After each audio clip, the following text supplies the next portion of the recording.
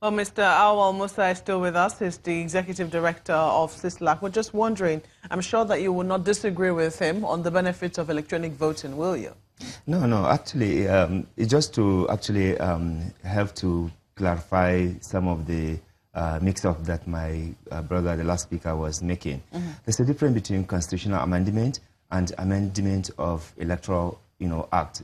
So constitutional amendment involves the State House of Assembly, and it's a whole process, and that is why it takes even longer, But, amending an act, it is not as rigorous as, amending the Constitution. So what you're saying is that this will not go to the State House of Assembly? So this has nothing to going to the State House of Assembly, So, and then second, we are talking about due process. We are talking about law. The House of Representatives has a standing order of saying that you must have, that word, you must have a quorum, at least 1/3, for you to be able to have the kind of amendment you do. And he's saying that it doesn't matter. So I don't know, whether we are helping the National Assembly to do their work or we are actually helping them not to even do what they are supposed to do. But don't they have a rule that says something like they can ignore their own standing order if need be, something like that? No, well, until they amend that to say that they would ignore their own rules, But for now, the order that, the law or the standing order that we know, which it has not changed, requires that you must have 1/3, until when the National Assembly changes that thing by itself, then we can then agree with what they have done. But for now, they have to go back and change their own rules, which clearly tells, how to do, and how to conduct their own work. You cannot be doing things, in that manner. Do you think that we should really be protesting this order of elections? We've seen a number of political parties commend the National Assembly for going down this route. They believe it will help deepen democracy and take it down to the grassroots. Well, like I said, if this is the views of Nigerians, let it be, but let us also do the proper thing. Let us follow the due process. The House of Representatives has a, law setting its own, operation, and if it ignores it and then do another things, then, it's a problem. I would have no problem if, for example, the House of Representatives has a quorum, to adopt or to make this amendment. I would have no problem with that. Second, I would have no problem if also they have taken into consideration the challenges that INEC is going to face. Like you have rightly heard from the INEC person, this would have some logistics. And so we need to do a kind of a consultation. We are talking about Nigeria, and if we are doing things for the benefit of Nigeria and for improving our system, I think it is important that we talk to ourselves.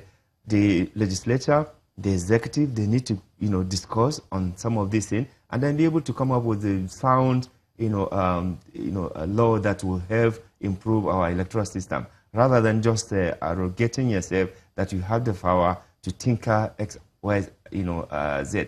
In my opinion, what is needed, is to really have that kind of understanding and with the ultimate interest of the country and democracy in Nigeria. That's what I think, we should do. But I think it is wrong to be mixing constitutional amendment with, amendment on the electoral, act, And then also, it is also not healthy and helpful to be supporting illegality. Because if you sit down and say, oh, it doesn't matter, they can do that, it means that they themselves, who are supposed to make law, they have become lawbreakers. I'm sorry to say this, but in my, sincere opinion, there's need to do things, as you have set out rules for yourself, you need to follow that rule. Otherwise, you cannot expect others to follow that if you are not following the rules. Mr. Musa, earlier, of course, I asked you about that idea of who checks the legislature, and what you said was it would be the office of the citizen. Well,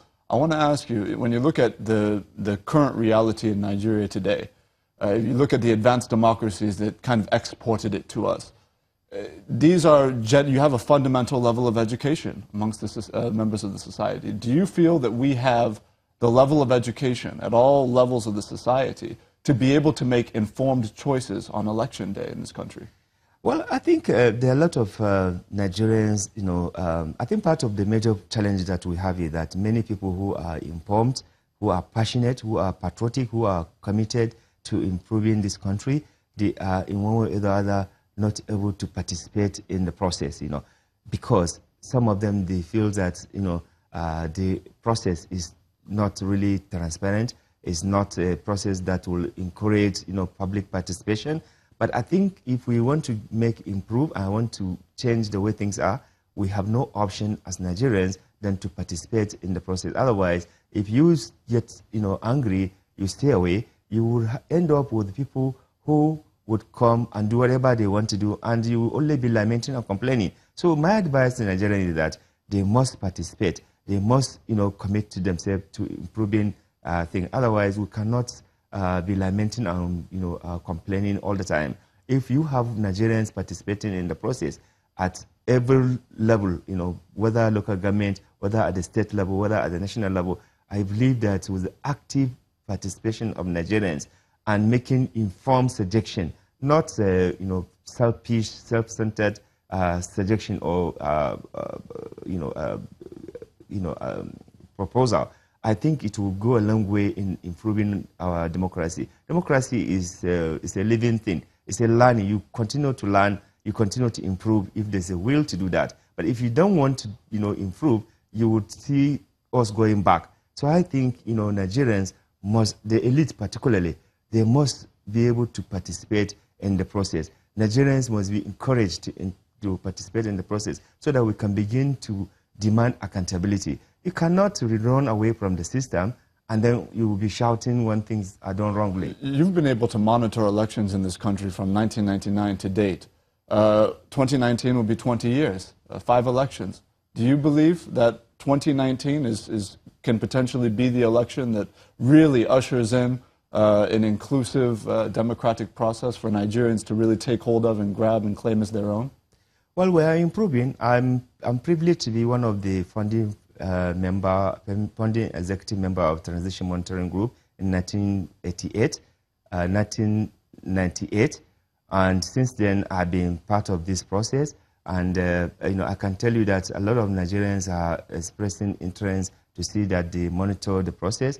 The political parties, the electoral body, they all have responsibility to educate, the general public. The political parties have not been, carrying out civic education. They have virtually abandoned that. The INEC is overwhelmed, is doing, but is not enough. So political parties, they must be able to educate their members and be able to provide information on how to, conduct themselves during election and even after election. The INEC is supposed to continue to do that, but they have abandoned that responsibility to civil society. And civil society, with it mean bigger resources, human and financial, cannot be able to efficiently be able to do that alone. Are you being fair to INEC when you say that? I mean, that they've abandoned voter education? No, I'm saying that INEC is not, I'm saying that political parties, most of them are not doing that. Okay. INEC is doing, but not sufficiently enough. Mm-hmm. You think the resources are not enough, or do you think it's just a lack of priority? What do you attribute that to? I think both. The resources is not, because when you look at the budget, from the budgetary provision for INEC to do that, you can see that clearly they don't have enough to do that. Both the human and the technical expertise is not necessarily there to go around everywhere. But the political parties, this is their responsibilities, to be able to educate and sensitize their members so that they can be responsible and know how to be able to conduct themselves.